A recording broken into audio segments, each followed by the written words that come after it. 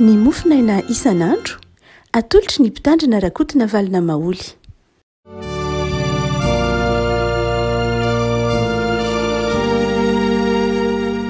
Famiraba antsika rehetra afaka malala rety alatsinainy fa fitony volana septambra ty ary dia manonona ny fetanany tompo amintsika ary manonona ny fifaliany amin'ny aran'i Jesosy Kristy tompo amintsika zaray avy amin'izao mofinaina izao. Ny mofinaina antsika io dia ny boky ny tantara faharoa toko fahasivy ambin'ny folo, tantara faharoa toko fahasivy ambin'ny folo ny andininy fahefatra ka hatramin'ny faraika ambin'ny folo, tantara faharoa toko fahasivy ambin'ny folo ny andininy fahefatra ka hatramin'ny faraika ambin'ny folo. Vakintsika amin'ny aran'i Jesosy zany teny zany afaka malala. Ary Josafata nitoetra tany Jerosalema ary nandeha hitety ny olona indray izy hatrany Berseba ka hatrany amin'ny tany avoanan'ny Efraima ary nampivelona ny olona ho amin'ny Jehovah Andriamanitry ny razany. Ary nanendry mpitsara tamin'ny tany izy dia tamin'ny isa tanàna mimanda eran'ny Jodia ka nanao taminy hoe tandremo izay ataonareo fa tsy ho an'ny olona no hitsarana anareo fa ho an'i Jehovah izay momba anareo amin'ny fitsarana izy. Gaoka ho aminareo ny tahotra an'i Jehovah, tandremo ka ataovy zany fa tsy mba misy eloka amin'ny Jehovah Andriamanitsika na fizahan-tavan'olona na fandraisana kolikoly. Ary tany Jerosalema koa no nanendreny Josafata ny sasany tamin'ny Levita sy ny mpisorona ary ny lohan'ny fianakaviana tamin'ny Israely ho amin'ny fitsaran'i Jehovah ny adin'olona. Fa efa talaferina tany Jerosalema izy tamin'izay ka dia nandidy azy hoe izao nataonareo amin'ny fahatahorana an'i Jehovah sy amin'ny fahamarinana ary amin'ny fo mahitsy. Na inona no ady avy amin'ny lalahy ianareo izay monina amin'ny tanànany avy na amin'ny mahafaty aina na amin'ny hevitry ny lalàna sy ny didy ary ny fitsipika samihafa dia naro izy mba tsy homeloka amin'i Jehovah fa ndreo hiara-ny fahatezerana ianareo sy ny lalahinareo. Izany no nataovy dia tsy homeloka ianareo ary indro amari-pisorona be no lehibenareo amin'ny raharahan'i Jehovah rehetra ary Zebadi zanak' Ismaela mpanapaka ny taranaka Joda no lehibenareo amin'ny raharahan'ny mpanjaka rehetra kosa ary ny Levita no mpifehy hanampy anareo mahereza ka mahefa ary Jehovah ny omba izay tsara. Ray masino manamasinay amin'ny fahamarinana ny teninao ny fahamarinana. Amen.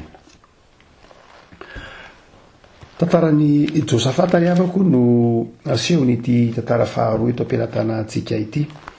Ny bokyny tantara faharoa izay somary nataon'ny Josy ho boky ny ambinambiny ihany tany am-piandohana tsy nilahatra mihitsy tamin'ny ny bokyny mpaminany na ny bokyny lalàna fa somary ambinambiny aza ny bokyny tantara satria neverina hoe miresaka tsotra fotsiny zao ny mombamomba ny fiainan'ny firenena, mombamomba ny fiainan'ny mpanjaka. Ateoriana vao ny anazo toerana ny bokyny tantara ary tsapan'ny mpivaofy ny testamenta taloha, tsapan'ireo mpandinika ny testamenta taloha fa betsaka ny arem-panahy sy ny lesona ara-panahy sy ara-tantara izay tovoziny mpino ao anatin'ny tony bokyny tantara itony. Eto ary dia ny tantaran'ny Josafata no resahana ry havako malala ampahany amin'ny tantaran'i Josafata. Dia i Josafata izay hitatsika amin'ny farany amin'ny bokyny mpanjaka faharoa any, mpanjaka voalohany toko faharoa amby roapolo andininy fahasivy amby efapolo dia mitantara ny fehiteny na koa ity tampelantarantsika ity bokyny tantara. Dia mitantara ny tantara faharoa zany dia mitantara ny fahafatesan'i Josafata dia milaza fa tahaka ny asa rainy izy, zany hoe nandeha tamin'ny fahitsiny izy, nandeha tamin'ny fahitsiny Josafata mpanjaka izay azo lazaina hoe tsy nahamenatra ny zanak' ny fokon'ny Joda, ny firenen'ny Joda ny nilaza fa isan'ny mpanjaka mendrika ity mpanjaka ity.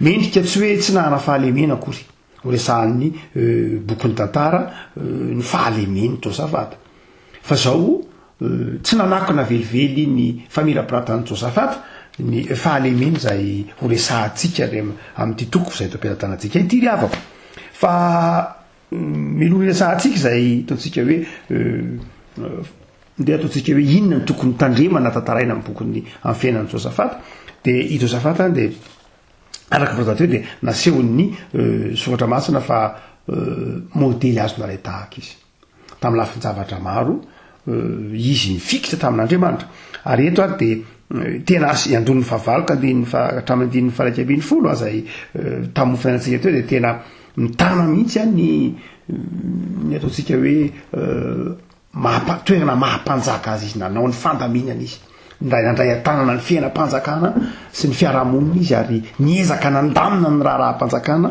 ao anatin'ny fahatahoran'Andriamanitra tena naka ny toerany mahampanjaka azy izy ka nandamina mihitsy ny raha-rahampanjakana ao anatin'ny fahatahoran'Andriamanitra fa tsy zay ihany fa tena nampiorina mihitsy ny fitsarana ifanaraka amin'ny sitrapon'Andriamanitra ny zava fa Andriamanitra Josafata de Andriamanitra tsy mba mizahatavan'olona ny Andriamanitra Josafata zay tompony ny zanak'Israely de Andriamanitra marina Andriamanitra zay mitaky fahamarinana amin'ny firenena sy amin'ny mpitondra na amin'ny fiarahamonina zay misy dia hotsika hoe vokatrany de tena nasehon'ny bokon'ny tantara zay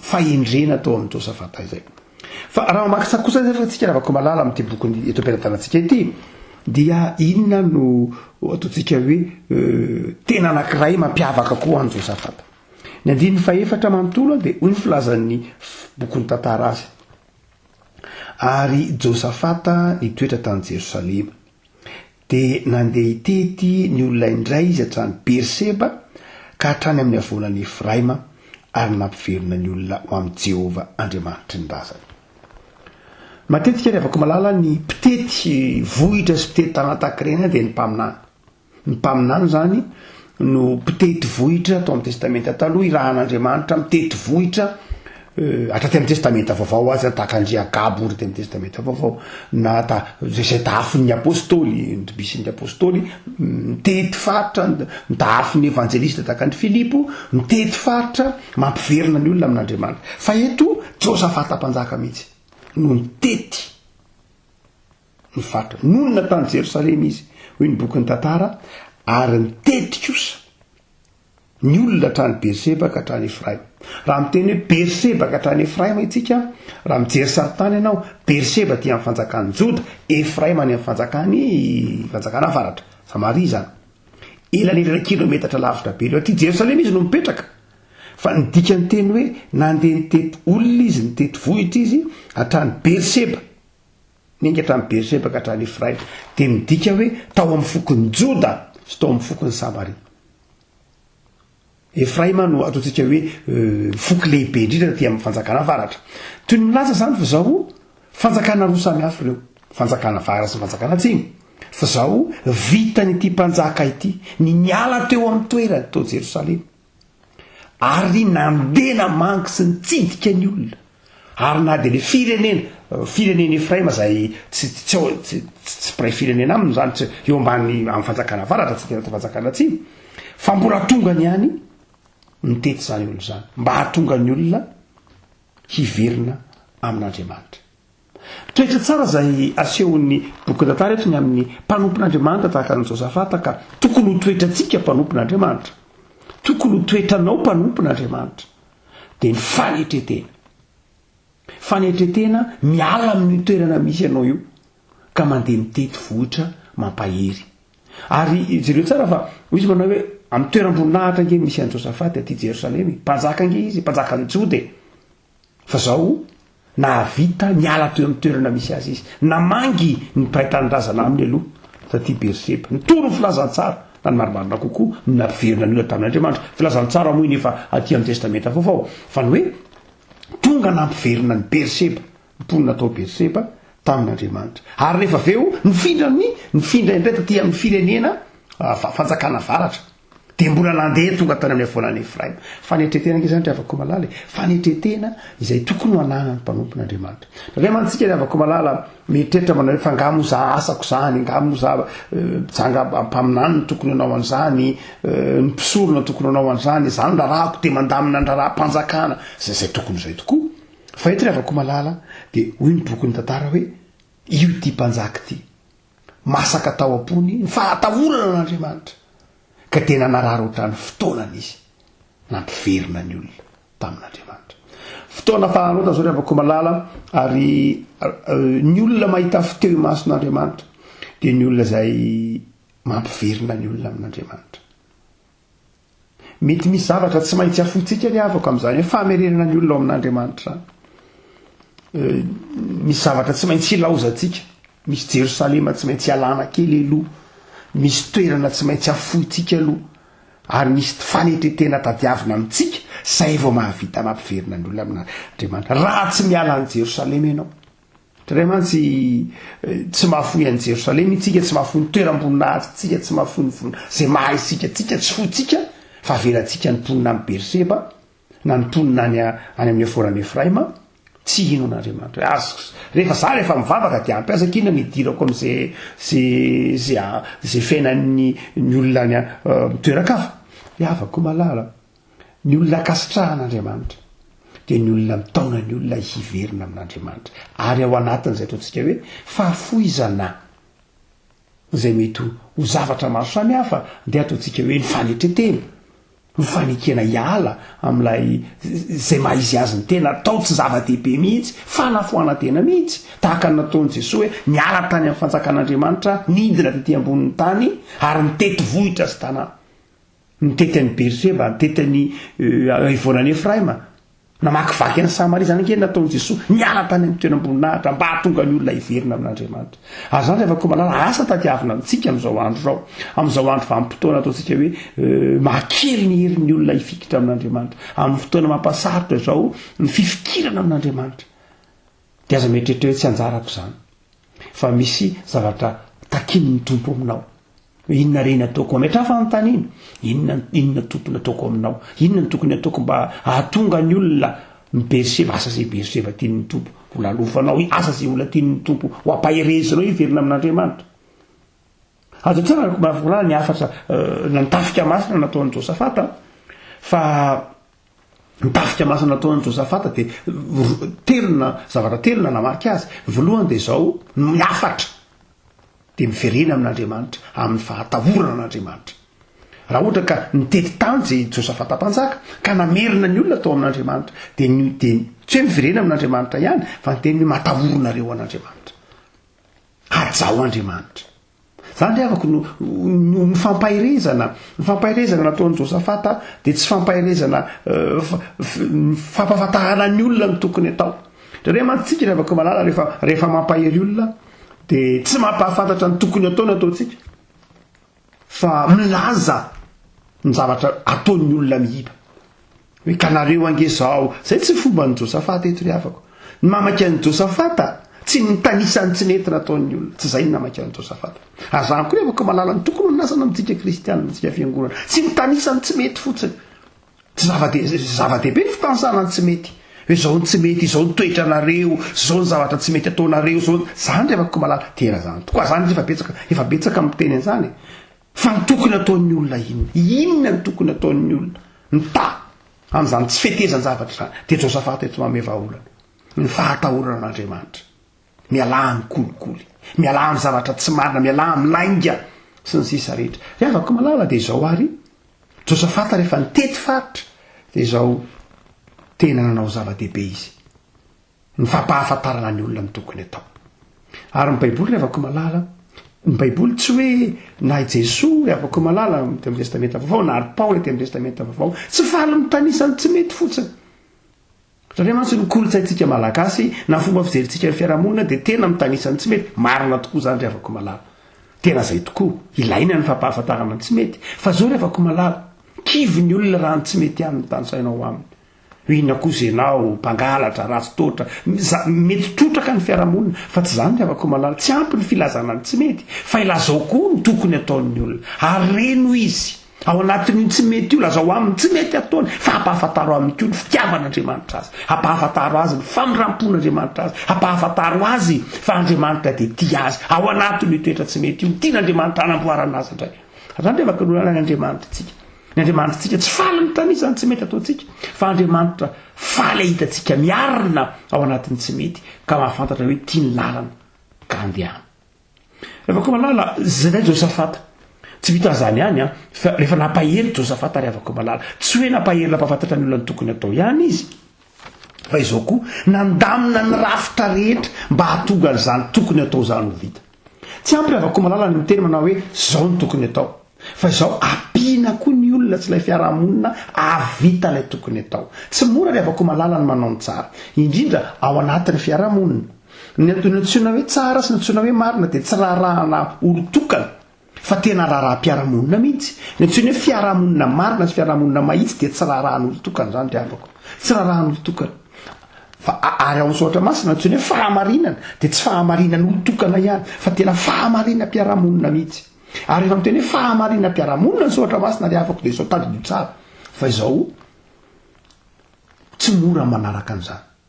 Dia eto Josafata nanao fandaminana izy, nitodika tamin'ny Levita izy, nitodika tamin'ny mpitondra izy, nitodika tamin'ny mpisorona izy. Zany hoe nametraka ny rafitra mety mampijoro ny olona izy, mampijoro ny olona ho amin'ny fahamarinana, mampijoro ny olona ho amin'ny fahatsarana. Tsy ampy zany manome lesona fotsiny manao hoe tokony ho marina ianareo, tokony ho tsara ianareo, matahoran'Andriamanitra. Tsy ampy izay riavako amin'ny Josafata, fa tsy maintsy napetraka Josafata ny rafitra sy ny fandaminana mitetika hoety mahatonga ilay zavatra tsara ho vita sy ho totosa.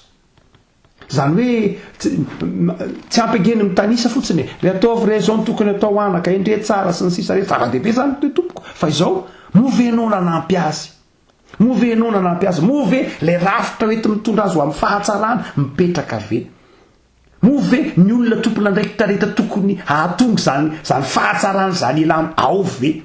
Dia zay no natonga ny Josafata nanao antsoavy ny vereninareo amin'Andriamanitra, matahoronareo n'Andriamanitra, dia napetra ny kosa hoe zao ny andraikitra ranony mba hahatonga ny olona tahotra n'Andriamanitra, zao ny andraikitra ranony. Riavako malala ny mpanompon'Andriamanitra dia mihin'Andriamanitra fahazavan-tsay, ary ny fanomponan'Andriamanitra ara-tsaina ara-panahy koa.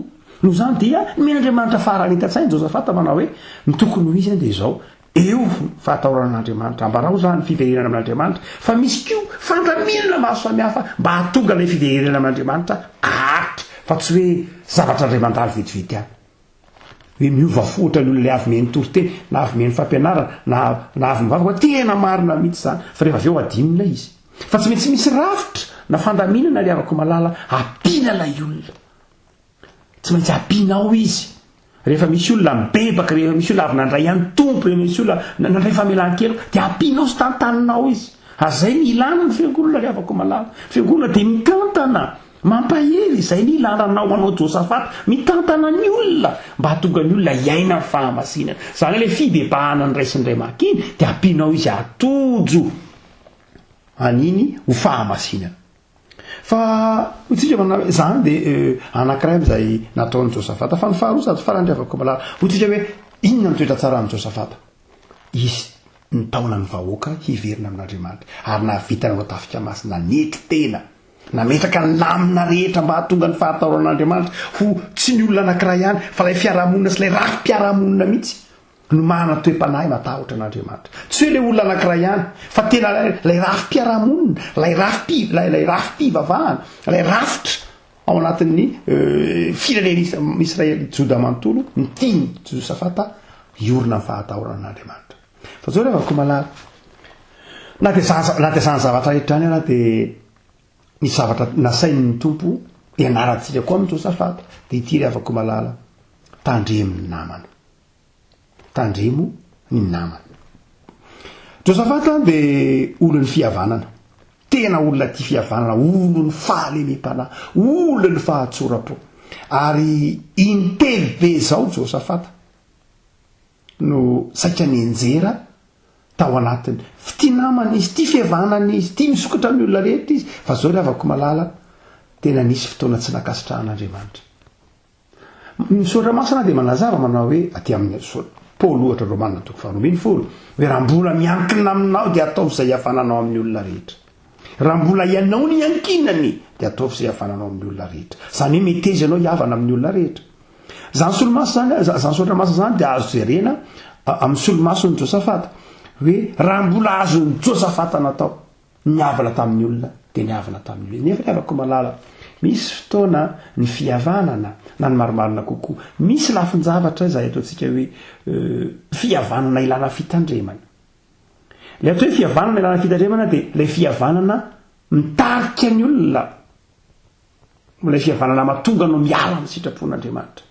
Zany hoe rehefa ataonao ambony noho ny fitiavan'Andriamanitra ny fihavanana dia manjary mandavanao indray. Josafata dia nanao fifanikena niaraka tamin'ny Ahaba. Ahaba mpanjakany Ahaba fatatsika Ahaba vadiny Jezebela. Ahaba sy Jezebela zany dia nanjaka tany amin'ny fanjakana avaratra. Josafata kosa tia amin'ny fanjakana atsimo. Fatatsika fa reo fanjakana roa reo zany fanjakana avaratra sy fanjakana atsimo, zany hoe Joda sy Samaria, dia samy Israely ihany fa nizara roa fotsiny ihany. Dia i Josafata tao anatin'ny sainy aman'eritreritra manao hoe kinona moa ny fanjakana atsimo ange fanjakana Israely ihany. Saingy zao Ahaba tsy izay. Ahaba dia mpanompo sampy.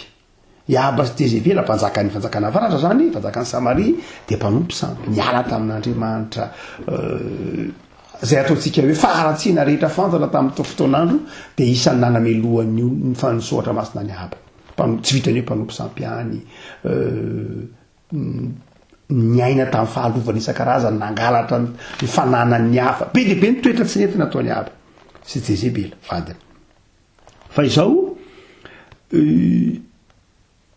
Ahaba dia niteraka ny Atalia ny zanany vavy Ahaba sy Jezebela zany dia zanakaraha tsoina hoe Atalia, ary Josafata kosa nanana zanaka tsoina hoe Jeorama, dia nampivadiny ireo. Zany hoe ny zanaka lahany Josafata zay resahantsika eto sy ny zanaka vavy ny Ahaba dia nivady i Atalia sy Jeorama. Vokatrizay dia izao mpiavana izy ireo zany raha ohatra ka amin'izay lafiny zay. Saingy ity inona no nitranga, lasa i Josafata nandeha namangy any Ahaba. Josafata zany olo ny fanetretena araka ny resahantsika teo hoe ndia niaratra any Jerosalema izy dia mitety fatra, olo ny fanetretena, olona be fitiavana, olona tsotra, malala-tsaina, malala-po, dia lasa izy nandeha namangy any Ahaba. Tany izy no mitenen'ny Ahaba hoe mba mety venao andotsika andeha hiady amin'ny Sirianina, fa tsy mety amintsika ny ataon'ny Sirianina mpanjaka faharotoko fa 70 aloha kely io. Dia hoy Josafata manao hoe tsy aloha ve aloha mba manontany mpisorona, tsy aloha ve mba raha mba mety mba manontany mpisorona, manontany hevitra Andriamanitra amin'ny andiny fahina moa tsy misy mpaminan'ny Jehova va eto mba hanontaniantsika alohan'ny hanafehantsika ny Sirianina, hoy Josafata. Manjany Ahaba zany. Dia hoy Ahaba hoe ka zange misy mpaminany zay eto Mika ihany anarany, fa zany tsy isaky ny maminany zany dia tsy mba milaza zavatra tsara amiko. Dia kanjo moa nanaiky ihany Josafata, nanaiky tsy sazoka ny andeha hiady tamin'ny Sirianina niaraka tamin'ny Ahaba. Tsy nakasitrahan'Andriamanitra io fihavanana io. Hoy Andriamanitra tamin'ny Josafata manao hoe sy Ahaba manao hoe tamin'ny alalan'ny Mikaia hoe ianao dia ho resy ianao tsy. Dia tamin'ny fotoamony ny hafatesany Ahaba. Zany hoe tsy nakasitrahan'Andriamanitra mihitsy. Amin'ny toko 520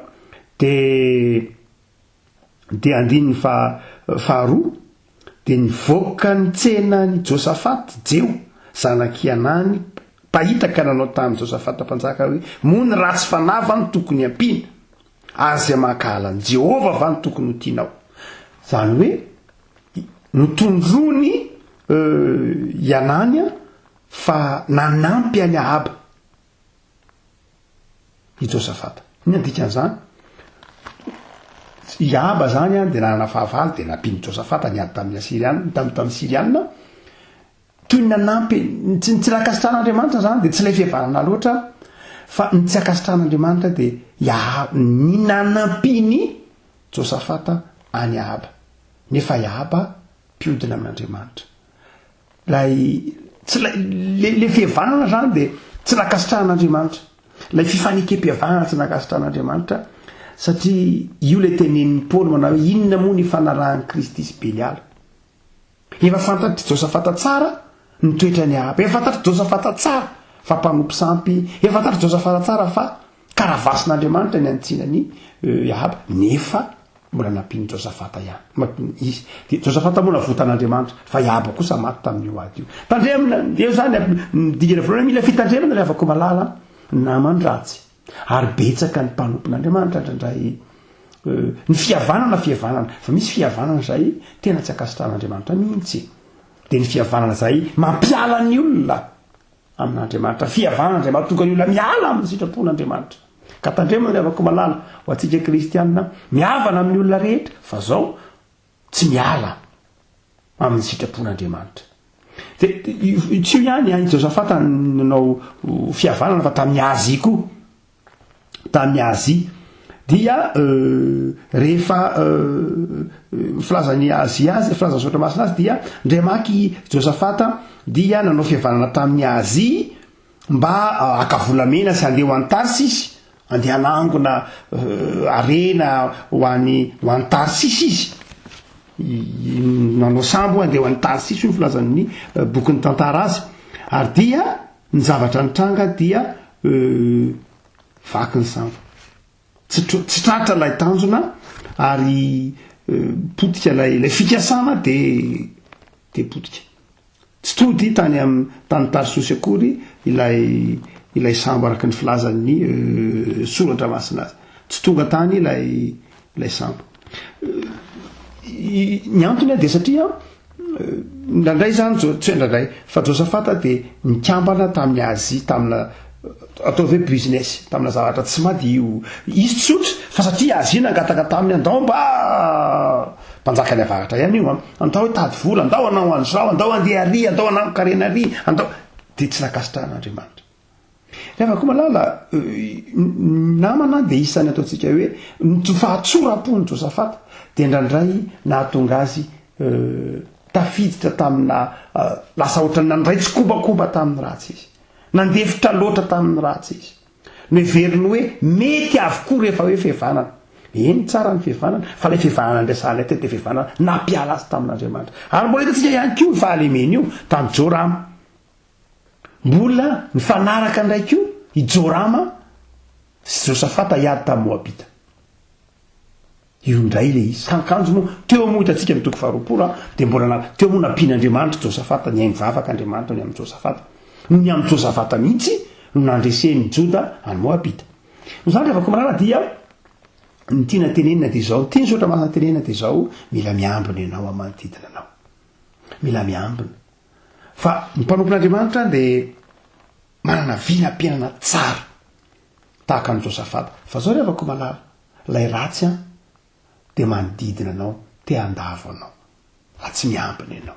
Ary namana ndraindray na tsy voatery namana fa ndraindray mety tsy namana nge abana ohatr'izany, fa ndraindray ny manodidina anao de ndraindray mila fatarinao tsara, fa ndraindray ny manodidina anao mampiala anao amin'Andriamanitra, mampiala anao amin'ilay vinam-piainana mahafinaritra izay tian'Andriamanitra andehananao, tahaka ny Josafata izay voatarika Aba, voatarika Azia. Zany rehefa koa malala mahire zary ny fikira amin'ny fahataorana an'Andriamanitra de miambena ianao. Ary izao ny tenin'ny Tompo aminao Jesosy moa nanafatra an'iny hoe nareo de tahaka ny zanak'ondry eo afovoan'ny ambody, tahaka ny zanak'ondry eo afovoan'ny ambody. Josafata izay be de be ny fahavalona nodidina azy fa nahatsiaro kosa izy ny fitahian'Andriamanitra sy ny fiarovanaandriamanitra, de miambena ary ao anatin'ny fifikirana amin'Andriamanitra. Vavaksika riavako Tompo sotranao zahay fa Andriamanitra famindrampo sy fitiavana ianao ary mampiorona ny finoanay fa izay de fiasanao ampelantananao, ny mpino tsirairay isam-batan'olona de fiasanao ampelantananao, manana adidy amanandraikitra ho vavolombelonao, hampiverina ny manodidina ao aminao Andriamanitra. Ary ny voatiaty ny fijoroana vavolombelonay de ny fitorinanao Andriamanitra tsara tokony atahorana fa nanao zao rehetra zao, ary sarotiny amin'ny fahamarinana, sarotiny amin'ny voninahitra ao. Ny afatra fijoroana vavolombelona de tao manao anay hanampy sy hampitraka ny fiarahamonina, hampahiry azy ireo andeha amin'ny fahatahorana anao, fa tsy ny mpitsara azy ireo ny mahamaika anay, fa ny manarina azy ireo, ny mitory ny afatra hiverenany amin'ny fahatahorana anao. De ampianazy re Tompo hiambina tahaka ny Josafata eo anivon'izao tontolo zao zahay, eo anivon'ny mpiarabelona aminay, de ataovy mahana saina mahay manavaka, mahay miaro ny tenanay amin'ny toe-javatra maro samihafa, hitariany manodidina anay. De taio Tompo ny tokantrano tsirairay avy, taio ny isam-batan'olona vavaka ho azy reny zay ankehitriny, hitany masonao aoka ho fonenanao ny tokantrano tsiraray avy ho fonenanao ny fonony tsiraray avy ary avao isan'andro aminao Andriamanitra izy re terizo amin'ny fifaliana ny fiainany tsiraray zay manana olana tompo fangio ataovy mahay miantoraka aminao izay nitoloranao fahasoavana ataovy mahay misaotra izay rehetra mandalo tsy fahasalamana kosa tompo sitra ary ro zay hanapa-kevitra andray fanapa-kevitra ny amin'ny fiainany amin'ny asa ny amin'ny fianarany dia ataovy mahatoky anao tario amin'ny saina endry misaotra Jesosy ny amin'ny fifaliana menao anay amen.